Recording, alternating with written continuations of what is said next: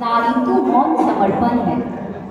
तू वनिता है, तू ममता है, नारी तू मौन समर्पण है।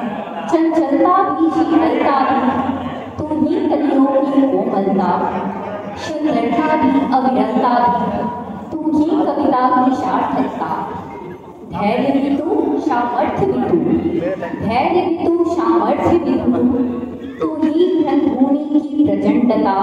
श्रृंगार भी तू, अलंकार भी तू ही दृढ़ता की परिभाषा। महाभारत का है सार तू ही, रामायण का पर्याय भी तू। महाभारत का है सार तू ही, रामायण का पर्याय भी तू। सावित्री तू ही सीता भी, शत्रु संहारक दुर्गा भी तू। आरंभ भी तू ही अंत भी है, श्री जनता का सौंदर्य भी तू।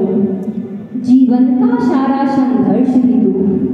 फिर भी नारी तेरी यही दशा, अब लावन आज भी बैठी है।